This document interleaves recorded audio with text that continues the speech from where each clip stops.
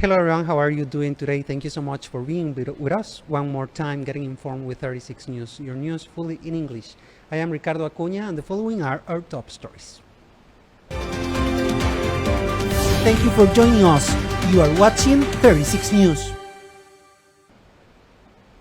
Let's get the information started here. The Ministry of Public Security seized 500 kilograms of cocaine at the APM terminal's platform. The cargo was in a container destined to Rotterdam in the Netherlands. According to the Minister of Public Security, so far one person has been detained and no further details can be provided at this moment as this is still under investigation. However, they are scanning 100% of all the containers destined for Europe. Despite these scanners, 3 cargo containers cocaine with about 2 tons of drugs have left that port in the recent months. The public force managed to interrupt an attempted assault in a supermarket in Avangares on Monday morning, according to the police report. 4 individuals arrived at the supermarket and 2 of them threatened the staff, who quickly activated the alerts which notified the authorities. When the 2 individuals who remained in the car noticed the police presence, they tried to escape. However, they were arrested by the officers. The other 2 suspects who were inside the supermarket tried to run and threw the money they stole. The public force was able to capture one of them, but the other still remains on the run. The employees at the supermarket managed the confiscated a 9.0 firearm and another less lethal weapon, in addition to the money that they took and some cell phones as well. And also, a man was sentenced to 67 years in prison for the attempted murder of 2 Judicial Investigation Organism agents, smuggling drugs, money laundering, and the possession and illegal use of prohibited weapons. According to the authorities, the incident occurred in October of 2022 in Coajiniquil, La Cruz. The police raided a warehouse in which they managed to confiscate cocaine, weapons, money, and ammunition. However, as they were entering the building, several individuals who were inside fired their weapons against them. For this reason, the man was arrested and apparently he was the caretaker of the property. While the sentence remains final, he must serve 6 months in preventive detention. The installation of the scanners at the APM terminal's platform forced the Ministry of Public Security to transfer 200 employees to this report. This project, known as Operation Sovereignty, intends to install these scanners at every port and at the borders such as in Habdeba, Peñas Blancas, and Tabletas. The question is if the issue of human resources was contemplated in the budget or if other areas of the country will be unprotected as these officers are being transferred to different areas. The Minister of Public Security stated that these officers and personnel are already trained to handle this new technology. And as you may know, it is raining all around the country. So here we have information about the weather. The National Meteorological Institute confirmed the formation of Tropical Depression number 21 at the coast of Nicaragua. It is expected that this phenomenon will have an indirect impact on the country by increasing the amount of rainfall. According to the National Meteorological Institute, if the tropical depression follows the expected path, its impact will be in the beginning of this week. The heaviest rains are forecasted for the North Pacific, especially in Guanacaste and in the Nicoya Peninsula, and could extend to the northern zone. Likewise, wind gusts 40 to 60 kilometers are expected. The saturated soil in several parts of the country can increase the risk of incidents. And also, the low pressure weather condition located near the coast of Nicaragua has strengthened. This condition is currently classified as Tropical Depression 21. Today, the country was under the indirect influence of this tropical cyclone, which generated a very unstable atmosphere and rain in the region. The heaviest rain occurred in the early morning and during the afternoon, mainly on the Pacific coast towards the North Pacific.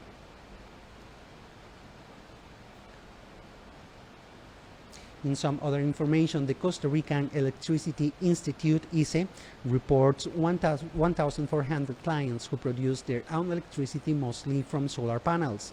This group is mainly businesses that increase the country's electricity by 43.54 megawatts. Starting on October the 1st, these customers could sell their surplus to other distributors. However, the ICE manager, Roberto Quiroz, recognized an obstacle, the lack of infrastructure to transport or transmit that electricity to the plants, which would then be distributed to the homes and other companies. ICE reports that 97% of these self-generating businesses are located in the Chorotega region. The manager says that the current vision of the institution is to form an alliance with the cooperative and distribution sector in such a way that the plants can be built while the institution develops a way to transmit the electricity effectively. Given the lack of rainfall and the production of the hydroelectric plants during this year, 2024 and 2025 is key, as the country would depend less on thermal plants. Students from 103 different educational centers in the country receive raincoats and umbrellas for their protection and road safety during the rainy season. This project was organized by the Unicomer Group through its brand Goyo and the Ministry of Public Education. They donated 2,000 umbrellas and 2,000 raincoats to school children between the ages of 4 and 8 years old who are in the public education system. The campaign is called G-Days and is aimed at students who must walk or ride their bikes to school. The clothing provides visibility on the road and was made with resistant materials, which guarantees that the students can use them for a long time. The articles have been designed with characteristic yellow color to generate greater visibility and with decorative elements to attract the attention and to motivate others to use as well. The Ministry of Health set up a telephone line called He Who Litters Space to report those who pollute public areas.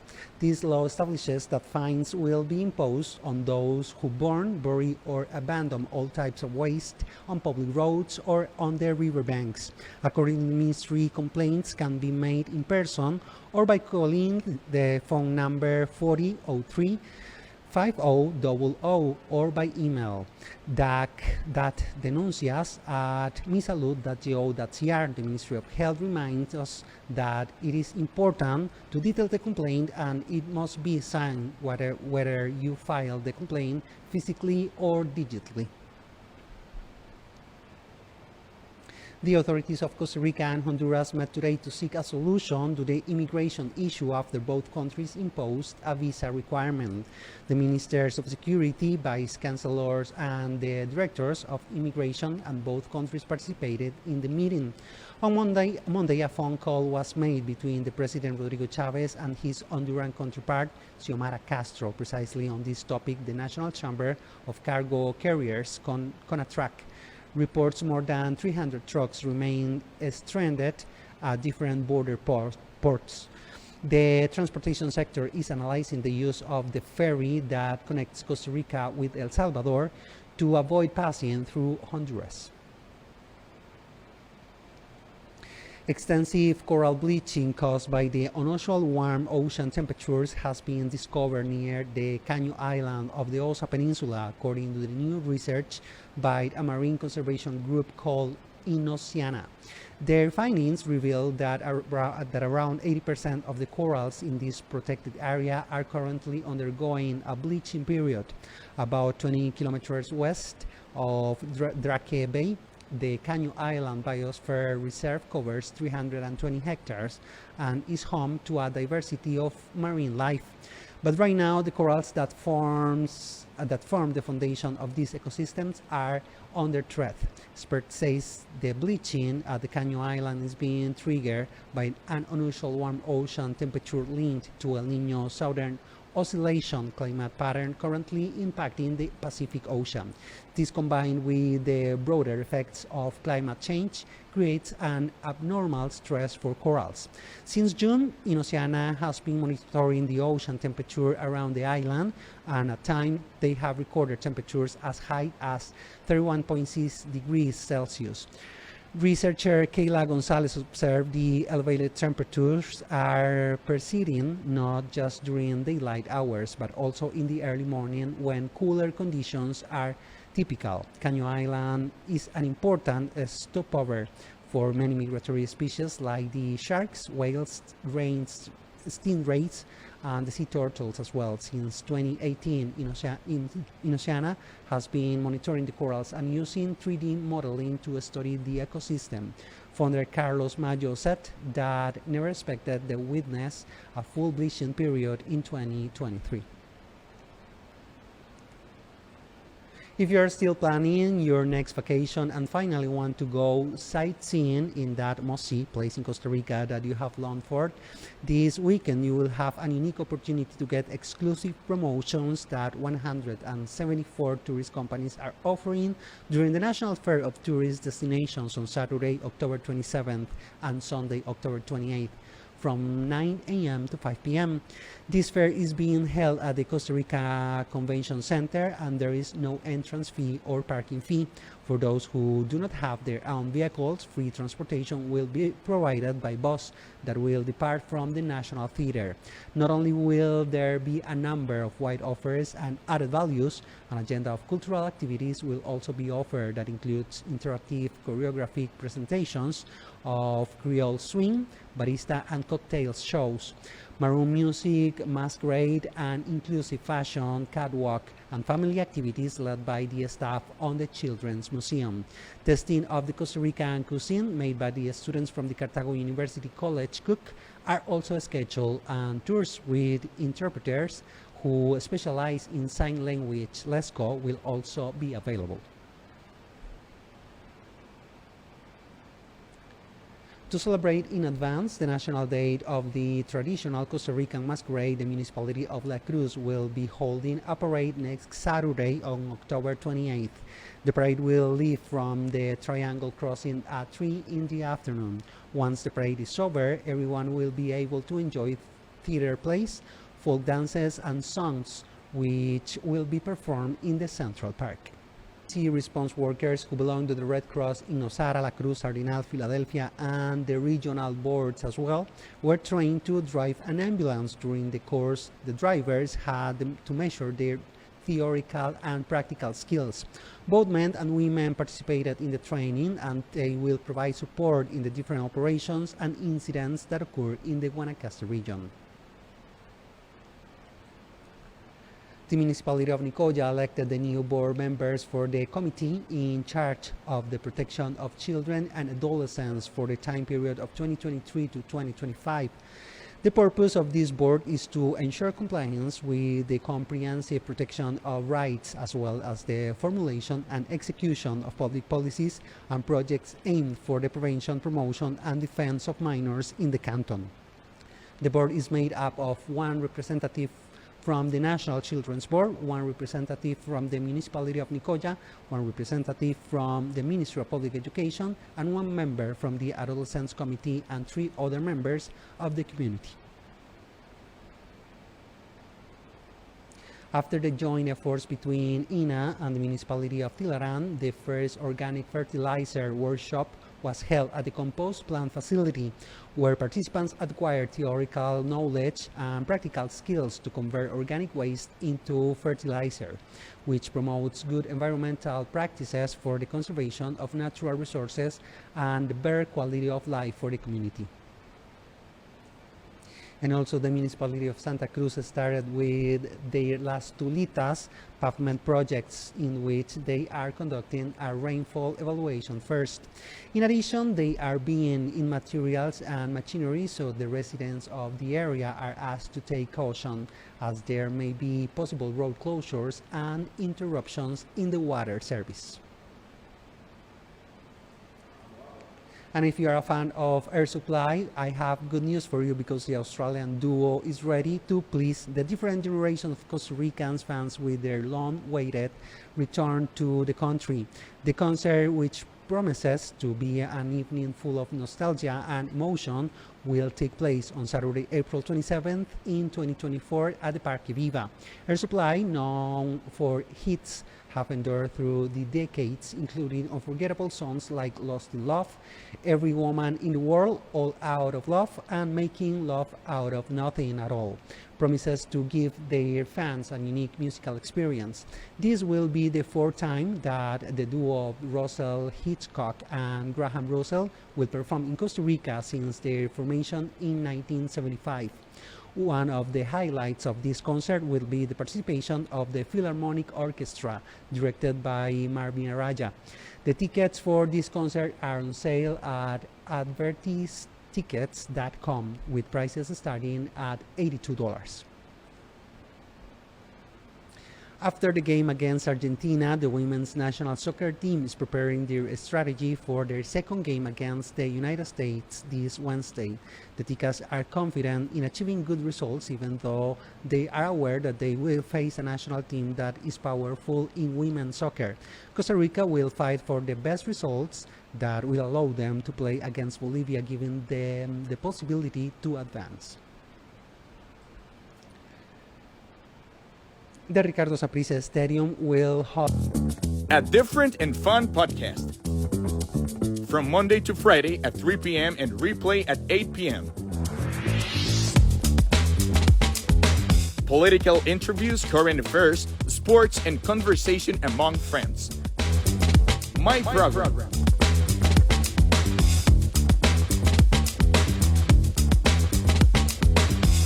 Only here in TriVision Channel 36.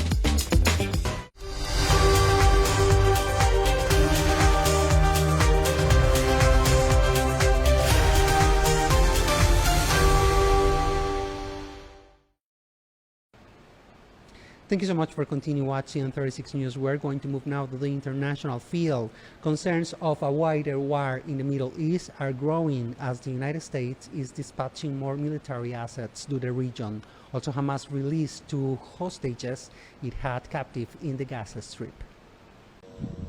Israel's military has increased its airstrikes on Gaza, destroying entire neighborhoods, amid expectations of an Israeli ground offensive. Amid fears of a wider war erupting, White House National Security Council Coordinator John Kirby said attacks on U.S. interests in the region have increased. We know Iran continues to support Hamas and Hezbollah.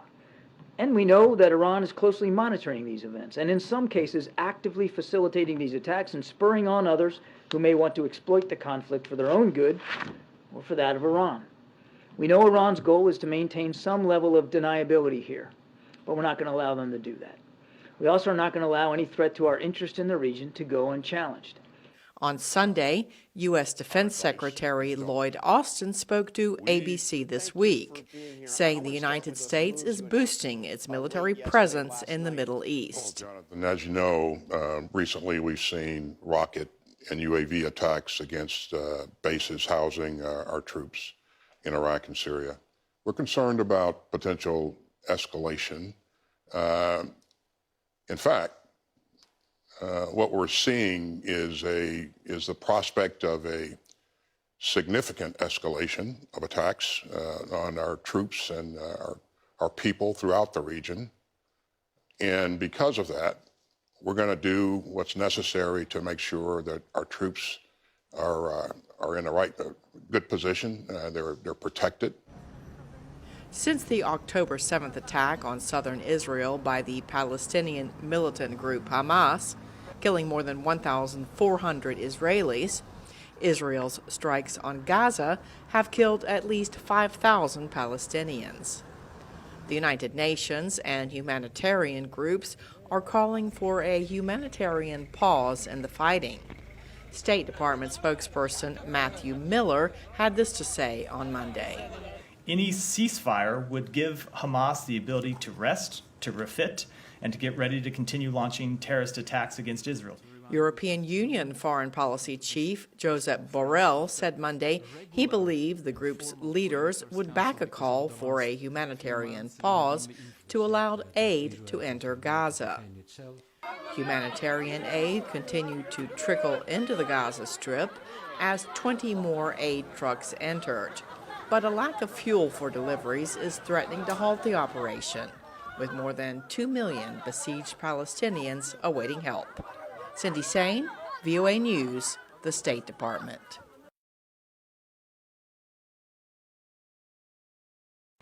As the Israel-Palestine conflict continues and with the threat of an Israeli ground invasion of Gaza imminent, is peace a available option? As the war between Israel and Hamas intensifies, the prospects for a truce or even lasting peace seem increasingly remote. But some religious leaders believe peace is possible. But what would that look like? Rabbi David Vokenfeld of the Ohev Shalom Synagogue in Washington, D.C., sees peace as a necessary tool towards constructive dialogue between the two sides. Many years ago, Israeli Prime Minister Shimon Peres said that there is a light at the end of the tunnel, but there's no tunnel. So I think it's not hard to imagine what peace could look like. I think there's, many possible visions of what a solution could look like, where Israelis and Palestinians are living side by side in peace and security and freedom and dignity. The Israeli-Palestinian conflict has dragged on over multiple generations, complicating efforts to find a lasting solution that would be acceptable to both Israelis and Palestinians. But it's what the hard part is seeing how to get from here to there, because there's the so much lacks so little trust and so much violence and so much hatred, and it's very hard to see how we get from here to there. But their children and their grandchildren will only be able to live lives of peace and freedom and security and dignity if the children and grandchildren of the people they're fighting in the Hamas militant groups also live lives of peace and freedom and dignity and security. And so the fate of these two peoples are really linked, because we share a homeland. Jenab Tutunji, a former George Washington University professor and academic at the Palestine Center in Washington, D.C., agrees, but says that any peace involving Hamas would be difficult to implement. Besides, getting rid of Hamas is an open question, because you can kill the existing leadership, but the effect of the destruction and the warfare and the conflict is that new people will join Hamas. So you want to find a way to reconcile the opposition. Tutunji says Palestinians do not see Hamas as a permanent political fixture, but rather as a product of a complicated and often violent history in the region. But the methods it's using were methods that were tried a long time ago, and they didn't produce any results. I think Hamas totally misunderstands the Israeli psychology. And they think violence will force Israel to make accommodations, and violence is only making Israel more violent and more resistant to a solution. So Hamas is not the ideal spokesman or actor for the Palestinians. As Israel amasses troops ahead of a likely ground invasion of Gaza, diplomatic pressure will likely continue in the hopes that peace will come sooner rather than later. Anthony Labruto, VOA News, Washington. Scores of Palestinians were killed in central Gaza on Saturday after Israel stepped up its strikes on the war-torn enclave, and another convoy of 17 aid trucks arrived as the Hamas-run territory faces catastrophic shortages. Israel on Monday says it has launched more than 300 strikes on the Gaza Strip over the last 24 hours. The Hamas-run Ministry of Health says that at least 5,000 Palestinians have been killed and over 15,000 wounded. In the occupied West Bank, nearly 100 Palestinians have been killed and over 1,600 wounded in violence and Israeli raids since October 7th. More than 1,400 people in Israel have been killed, mostly civilians who died in the initial Hamas rampage into southern Israel. Additionally, 222 people, including foreigners, are believed to have been captured by Hamas during the incursion and taken into Gaza. According to Israel's military, 2 of those have now been released. About a dozen trucks are carrying desperately needed aid. The third convoy in 3 days arrived inside Gaza from Egypt on Monday through its Rafah, Gaza's only crossing not controlled by Israel. The trucks were loaded with medical aid, food and water donated by the Egyptian Red Crescent and United Nations organizations, including the World Food Programme and UNICEF. 20 trucks were allowed to move across the border, all containing emergency supplies, 3 of which were WFP trucks, I'm happy to say, containing life-saving food on board. What we plan to do is distribute that, but this cannot be the last convoy. We need to have sustained, safe access to be able to get our trucks across the border so that we can feed the millions of people that are depending on emergency food. The United States brokered the entry of aid convoys into Gaza, where Israel has cut off most water, food, power and fuel. Israel had sealed the territory for 2 weeks. Hospitals say they are running low on medicine and fuel for emergency generators amid the conflict. Paul Ndiho, VOA News, Washington. Students can expect to pay $40,000 to $80,000 per academic year to attend a 4-year American college or university, but there are ways to drastically reduce costs if you are in an international student set on studying in the U.S. Attending a college or university in the United States can be expensive, scaring some international students off with hefty price tags. But there are ways to save money, experts say. Evelyn Levinson is head of international admissions at American University in Washington. She says scholarships are an option, but a reach. They could be looking at academics only. They could be looking at character, leadership, and academics. There could be scholarships that are endowed scholarships for a particular field of study or ethnic background. My first tip for a student would be understand the criteria of that scholarship before you just try to apply for it. Russian Ekaterina Semenova got a near full ride scholarship to attend American University. Those scholarships are rare, but they exist. So my advice to international students is to do a great research to find the scholarships, to find that perfect match. Yasmin Sayer of Turkey also received scholarship money to attend American University. I would definitely say do your research before you come here because it is definitely a costly process. Levinson says the location of a school can affect cost. If a university is in a smaller, rural, central part of the United States, the cost of living would be perhaps 30% lower than on either of the coasts. So when a student is figuring out finances, it's not just the tuition and the fees, it's what about the dorms, what about the food, what about insurance, what about books, how much does it cost to live there? She adds that not going straight to a 4-year university can help cut costs too. Start in the United States at a less expensive institution, which could be an excellent community college, a 2-year community college, and then think about transferring to your the university you want to end up graduating from. That's what Arshria Khosravi Ismaili of Iran is doing. He's attending Montgomery College in Rockville, Maryland, a community college outside Washington. Then I applied. I wanted to get my associate and transfer to a 4-year school to get my bachelor's. Ernest Cartledge oversees the admission of international students at Montgomery College. The out-of-state rate is $380 per credit. At a 4-year institution, you're probably looking at 3 times that amount. So for an international student to come in and complete their first 2 years of their degree and then transfer, they're saving a great deal of money. Other tips for saving money include doing some coursework in your home country, then coming to the United States, and considering state-supported universities over private ones. Laurel Bowman, VOA News, Washington.